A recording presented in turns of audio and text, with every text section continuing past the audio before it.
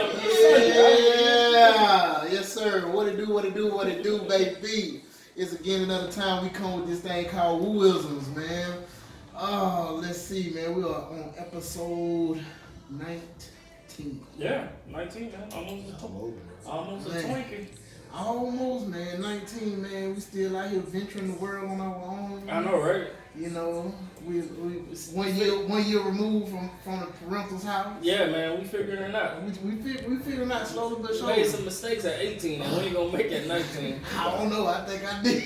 It was some new, not the same mistakes, some new ones though. Yeah, some new ones coming. Yeah. I think I was still in the world. Mistakes, not the same. Yeah, exactly. Yeah. Yes, sir. Man, I am joined once again with the homie Big Hess. What's happening? We still got Gerald rocking behind the lens. What up? Oh, he speaks today. You see, he trying to get that point. Yeah. What up? He speaks today. Yeah, we know you back down there. Yeah. Come on, man. But today, man, we are joined with a special guest. I think he's pretty special. I would say so too. Yeah. Yeah. Make me feel good, bro. Bro, you make us feel good. Yeah, man. Man, we are joined with the man himself. About to be the face of this area. Yep. I'm gonna receive that, bro. Yeah, In Alabama. We're gonna speak that into existence. Yes, because Yeah. you know, my mama, Sunday school teacher, she said, you speak with the tongue and speak it into existence. Mhm. And today we have my frat brother running for U.S. Congress office, state of Alabama, James AVERHART. What's up, everybody? He got his little barrel right. He got that quiet storm. That- Yeah. Tonight.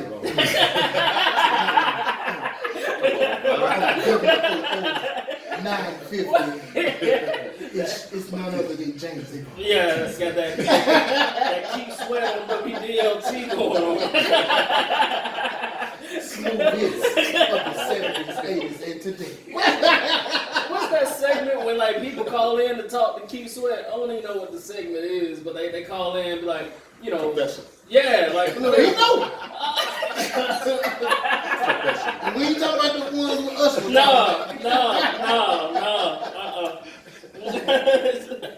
Man, but yeah, man, we are joined today, man, with James AVERHART. He is running for the U.S. Congress seat, correct? That's correct. For the state of Alabama. Yeah.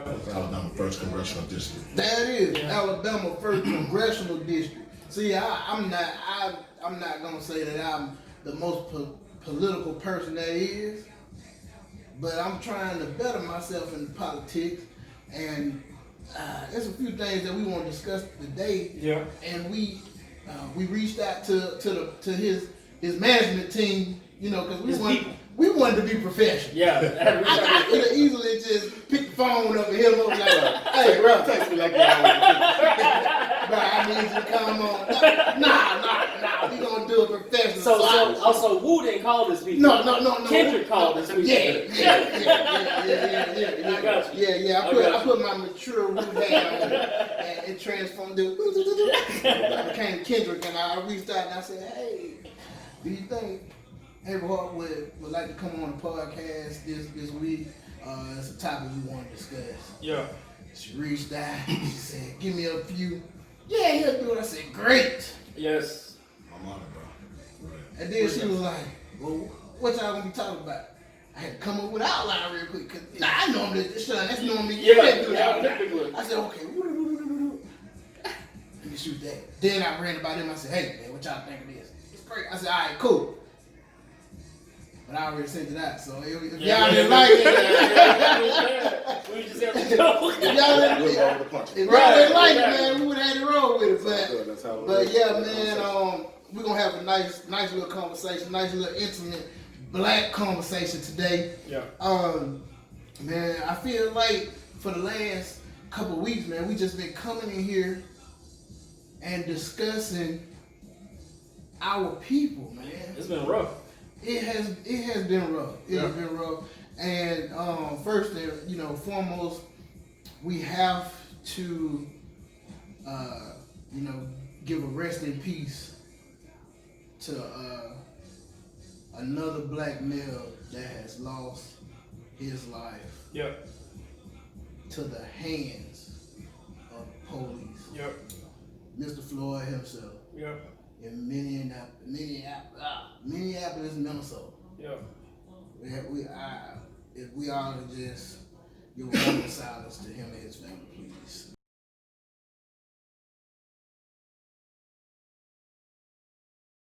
Thank you all.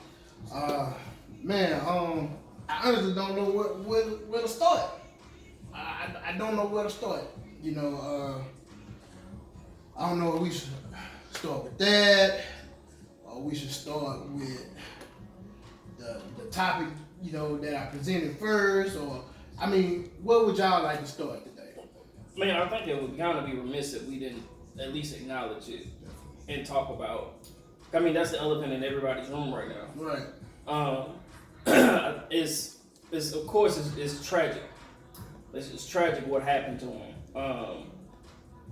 How he was pulled over for whatever reason, and they took this man's life. Mm. There's no other anything else around it. Okay. They took this man's life, and I think what's been probably the most intriguing part about it for me is that the different ways that us in the black community are handling it. I think all of us, it hits all of us, right? A lot of us is definitely a pain point for all of us. But everybody has a different viewpoint as far as how to address it. Yeah. We got some is let's be peaceful about it. Let's try to create some dialogue between us and them to see if we can get some type of corrective action done. Let's try to find a different way to protest. And then you got a lot of people that honestly are just mad as hell. But to be perfectly honest, because of the way things have been going on for the last few years, recently, you can't frown upon either approach, in my opinion. If you mad as hell and you are, that's not my preference of protest, but I can't really get upset with you about that right now. Yeah. Because to be honest, nothing's really working. So we have to find different ways to try to correct it. Well, man, before we set up, I was, talking about, the Zoom call that I had, with my line brothers, earlier this week. And, AJ Baller, he was like, man, what y'all think about, incident that happened? I said, bro, to be perfectly honest, at that point, I don't want to talk about it. Yeah. I didn't want to talk about it because of the fact that I'm not immune to it, but it's just I've been talking about this for so much over the last few months to where I'm worn down, and I'm not trying to sound insensitive to the situation, but it's just all right, black person gets killed by police. The black community is in a disarray. Yeah. 2 weeks pass by, calms down. Everybody back to their life. 3 more weeks later, another black man is killed, or a black female is killed at the hands of police. Right. Black community in disarray again. What are we gonna do? Everybody is doing this here, doing this, talking. No action. Dies down again. This has been a repeat thing for over the last few months to the years. And I'm just so at that time I was just tired, I was just tired of talking about it because it's nothing is getting done. They arrested the guy. I'm not gonna say his name. He got enough publicity. Yeah. Without Wu saying his name. Right. Racist son of a bitch. Right. But they arrested him, charged him. Great. Okay, fine. What's gonna happen from here? Exactly. Are we gonna get justice from this? Because he's being represented by the same guy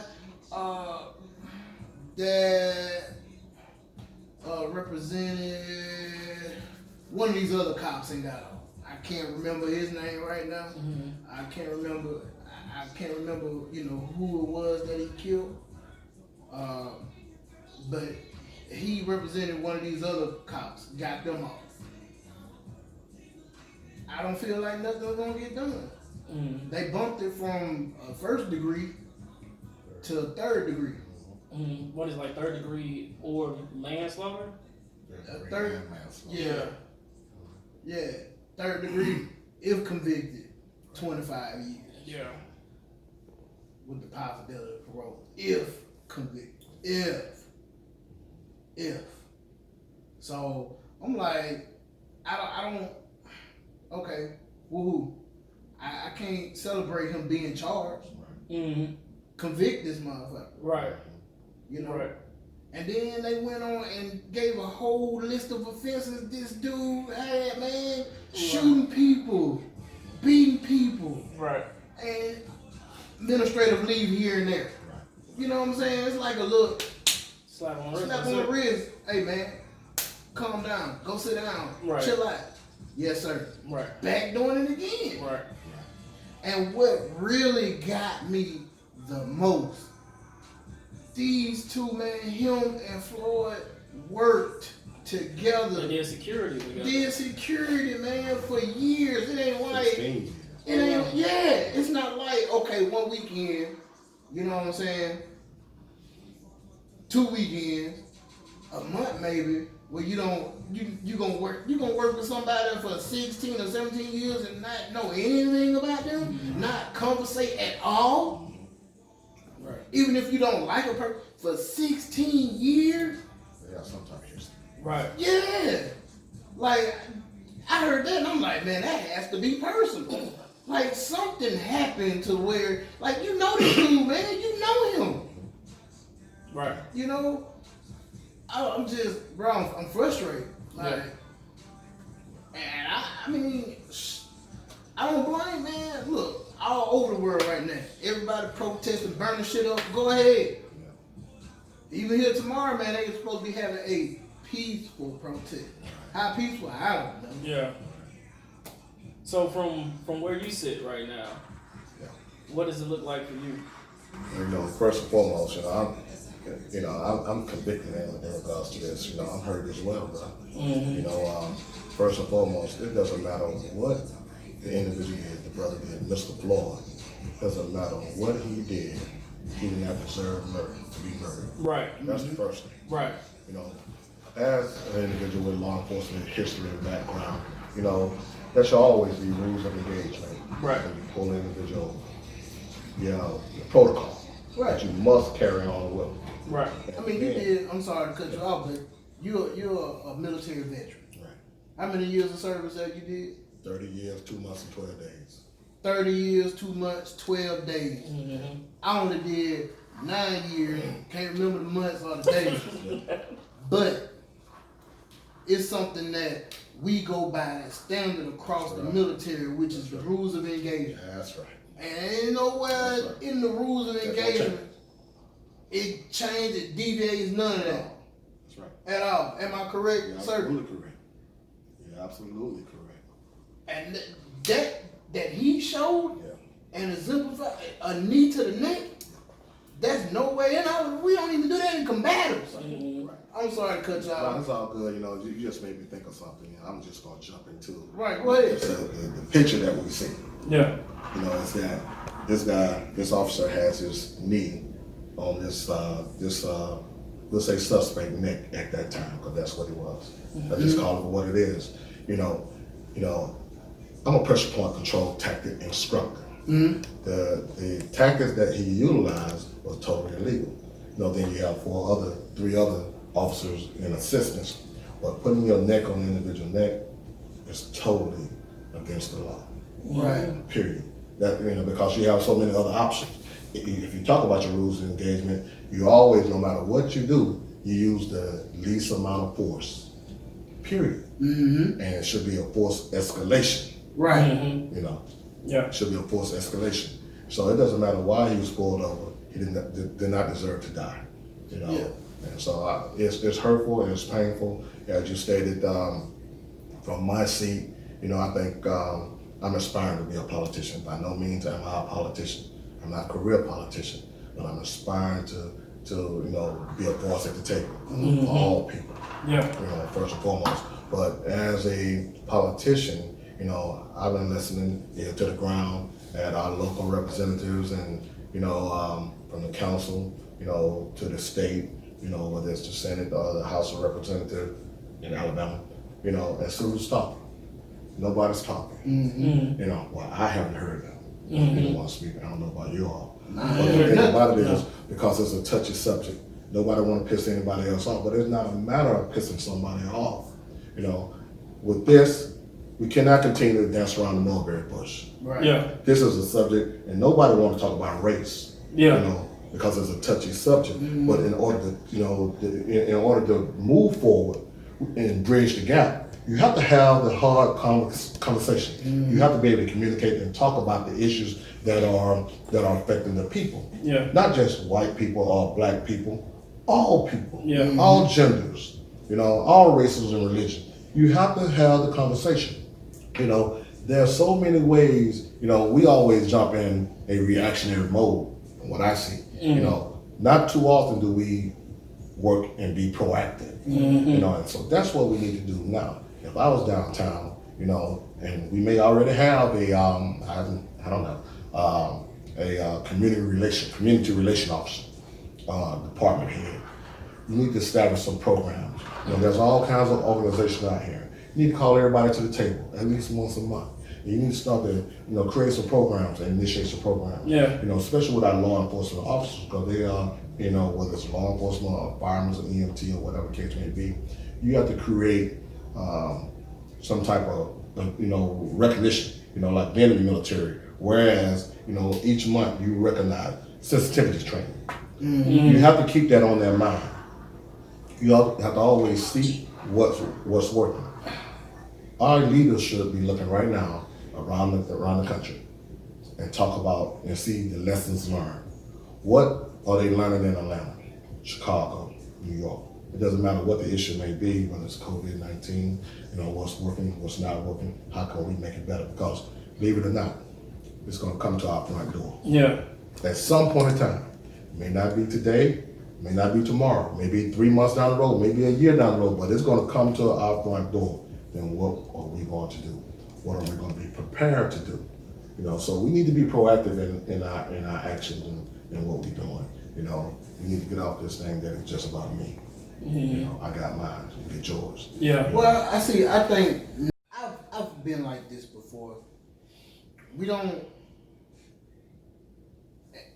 and it's sad to say, but a lot of times, a lot of things don't really affect us until it hits close to home. Right. You know what I'm saying? We don't have those strong leaders like our ancestors did that are out here in the trenches fighting for us. Like, I'm sorry to say, our generation lacks that. I remember when I was looking back, just doing some research on Bloody Sunday and the Edmund Pettus Bridge, and how I click on one name, say for instance I click on Martin Luther King Jr. and Edmund Pettus Bridge. Right. Then you'll have Rosa Parks, you'll have James Shuttleworth, you'll have all these other names that are linked. You may also want to look into this. Now if I click on something like Tamir Rice's name, I don't have nobody else to do any research to see who's out here fighting for us, and that's where we lack it. Well, because Like the leadership. right. Yes. Right, but it's just because we're in a society where nobody wants to make anybody upset, wants to upset anybody. Like the reason that there's no dialogue around this is because nobody wants to be uncomfortable. Like nobody wants to be uncomfortable. Like it's like you said, it's okay to be uncomfortable as long as we're working towards something to correct something. Like it's okay, but nobody wants to be uncomfortable. That's why when Kaepernick took a knee and he did that so he could create some type of dialogue he was crucified. Yeah. Because it was forcing people to try to have an uncomfortable conversation. Yeah. And they didn't want to have But it. they wanted to flip it and say, oh, Right. he's not patriotic. Right. Why do you want to treat the United States flag like Poke holes this? in it. Well, you know what? I'm a veteran. Mm-hmm. But I felt where Cap was coming from because I've been a victim of racism within the military. Yeah. You know, and don't get me wrong, like I have some white friends in the military that I talk to this day. But we all know in every aspect, if it's the military, the politics, whether it's on your job, man, it is what's known as that good boy system. Yeah. Why is it called the good boy system? Because those white men in those places looking down upon us Right. and helping their friends, That's right.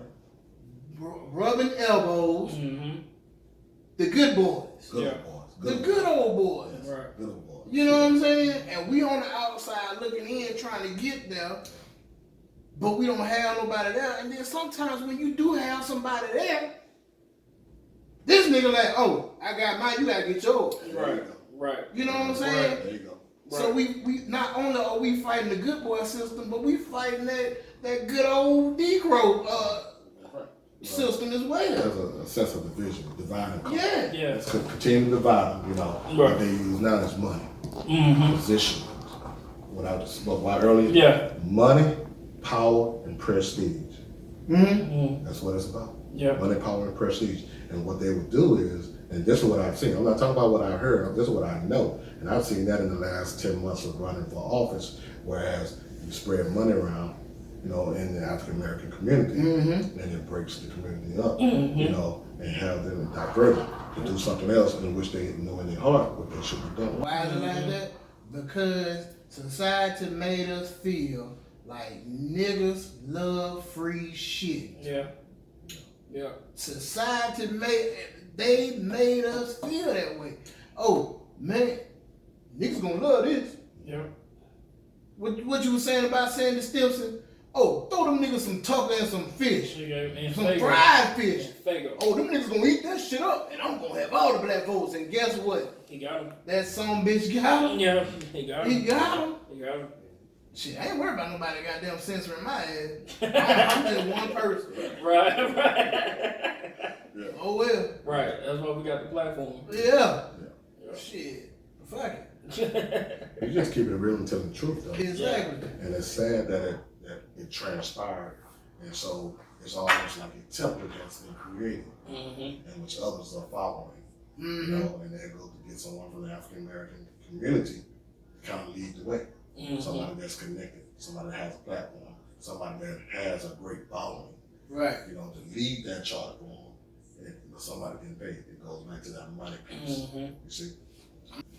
Big brother, sir, we gonna pause real quick for the sponsors, but a lot of y'all have noticed, I have heard this voice in the background. And like I said, his name is James AVERHART. When we come back, we're gonna let him discuss who he is, let you all know who he is and what he's about to accomplish in this area. And we also gonna discuss, why do black people feel like we have to vote them